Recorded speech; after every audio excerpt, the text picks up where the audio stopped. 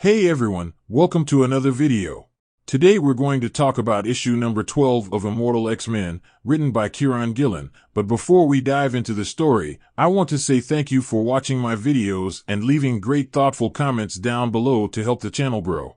For without all your help, I wouldn't be doing this. And I'm happy to be bringing some value to my viewers, thank you.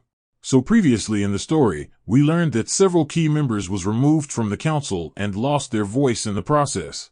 So with Krakoa railing on its hind legs and Mother Righteous lurking in the shadows, the future of the nation never seemed as dark.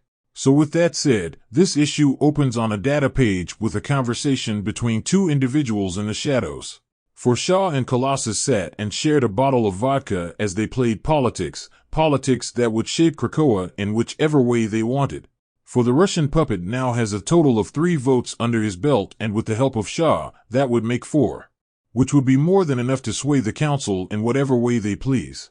So the next day, with their plan finalized, Shaw ordered for the meeting to be a closed session, which ultimately called for the removal of Hope, Charles, Emma, and Exodus from the council chamber due to their inability to vote. So with all the pieces in place, Shaw immediately called for a motion to fill Sinister's vacant seat, and to Katie Pryde's surprise, Colossus was in complete agreement. So with the motion officially passed, Shaw wasted no time, for he already had a candidate in mind, a candidate that we have met before, back during issue number 1 of the Immortal X-Men. For through the doors walked an excited Selene, ready to take her seat upon the council. Now Kate was not happy about this move at all, for this woman attempted to hold Krakoa hostage, her first time around, while applying for the council seat. So with this strange twist in events, Kate asks how could she even be alive right now considering Hope Summers killed her long ago. In which Selene reveals that there are other ways to be resurrected outside the use of the 5, referring to using magic. So with the votes on their side, Selene is assured a seat on the council, but before she could take her seat, Destiny states that Shaw is currently working with Orcus. So with the accusation out there, Shaw, of course, denies it and suggests that any telepath could read his mind, which is really convenient considering the 4 trustworthy telepaths were removed from the council. Which means the only person left to do it just so happened to be Selene, the person he just helped get a seat, to scan his mind and seek out the truth. But see, there was still one more person available that slipped under Shaw's radar, and that was Rasputin 4. With quick and skillful precision, she arrived on the scene and swiftly delved into Shaw's mind.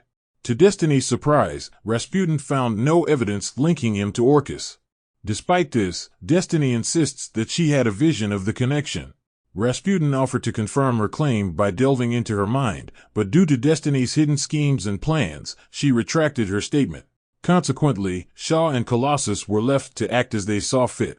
So with no one left to stop the ransacking of the council, Kate speaks up, if only to voice her opinion on the matter. So with a mixture of shock and anger, Kate addresses her old friend, asking Colossus how far does this coup go? In which, without skipping a beat, Colossus responds by saying a little further, for the next thing on his list was to permanently take Kurt's votes for good. Because as of before this vote, Colossus was only acting as Storm's proxy while she was gone, which also gave him control over Kurt's votes by default, since he left Krakoa, after the X of Sun story. But see, if Storm was ever to return he would lose all the power he gained, so to prevent that, he wishes to have a more direct connection to Kurt's vote by cutting out the middleman, Storm. And as you may have guessed, with Colossus having 3 votes, Shaw's single vote, and Selene's new vote, the motion passed without a problem. So with all the power consolidated under this growing division of the council, Kate asked Colossus if he did all of this, selling everyone out, just to have an extra vote on the council. In which the chronicler took over Colossus's tongue and stated that he has sold no one out, and is only thinking of Krakoa, for this council is corrupt. He goes on to say that he became the liaison to X-Force to prevent further abuses of their power, and what he is doing here is the exact same thing. And he justifies this by saying, Kate is more closer to Emma than to himself. So with all the good gone from the council, only the sinners remain. And because of that, he wants to put forward one more motion. A motion that would only hurt the nation, a motion to release the full details of the sins of Sinister timeline to the world. And he does this by justifying it as doing the right thing. But see, deep down, the real Colossus, buried under the chronicler's control, prays that someone, anyone, would do the wrong thing and stop his actions. And that someone was Hope Summers, for on the next page the four telepaths sat and waited for the conclusion of the council session. And despite their ability to just eavesdrop on the meeting, all agreed to patiently wait for the outcome. But see, Hope wasn't having it, and decided to take a little peek behind the curtain, and was horrified at what she witnessed. So with no time to waste, Hope went charging toward the room, but unfortunately, blocking her way, was Rasputin and the power of Mother Righteousness, because through manipulation, the mother pushed Rasputin into battle against Hope. So with the fight being on, Emma quickly used her power to read Hope's mind, to get a better understanding of what was happening, which was a crafty way of bending but not breaking the rules. So with Emma quickly caught up to speed, she immediately went on the move to put Colossus to sleep, but was surprisingly blocked by Charles. So with two fights going on at the same time, Hope calls out for Exodus to help her with Rasputin, even though they had a fallen out last issue. So with all hell breaking loose outside the chamber, Kate stands in defiance of Colossus, and stated that this isn't something you just spring on the council, for this is something that needs to be debated properly, due to it being super complicated.